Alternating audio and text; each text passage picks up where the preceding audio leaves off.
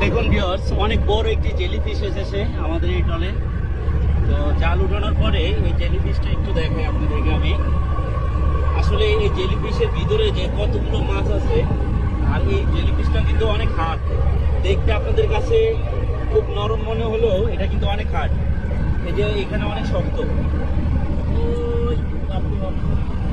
আমি একটু আপনাদেরকে নিয়ে দেখাই। এই যে দেখেন ভিউয়ার্স, একদম কাচের মতো চকচক করতেছে। তো এই জেলিফিশের ভিতরে দেখেন কতগুলো মাছ।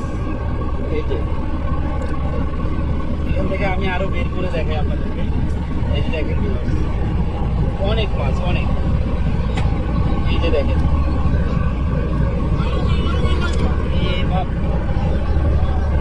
কি অবস্থা দেখছেন? মনে হচ্ছে খায়া ফেলাই। আসলে এগুলো এভাবে খাওয়া যায় না। এই জেলিফিশ কিন্তু খাওয়া যায়। আমি যতটুকু শুনেছি যে চীন, জাপান, কোরিয়া এই সকল দেশে জেলিফিশ খায়, কিন্তু আমাদের বাংলাদেশে তো আর খায় না। এগুলোর খাওয়ার প্রক্রিয়া কিন্তু ভিন্ন। কিন্তু এই যে দেখুন, অনেক চাপিলা মাছ, এটার ভিতর থেকে আরো মাছ বের হবে। এই যে দেখুন, শুধু বের হচ্ছে। আর এগুলো হচ্ছে এই জেলিফিশের নাড়ি ভুঁড়ি। এই যে নাড়ি ভুঁড়ি দেখুন আছে।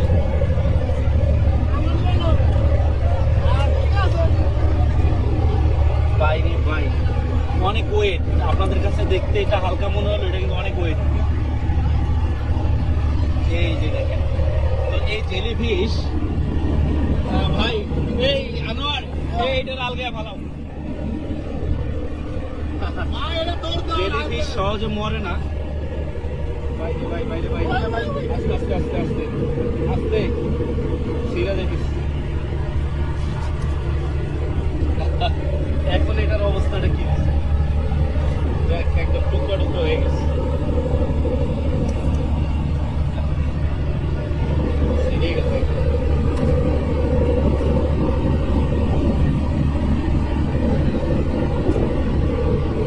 আমার হাত কিন্তু চুলকাইতেছে। এই যে দেখুন, আমার হাতে কিন্তু জেলিফিশের লালাগুলো লেগে আছে।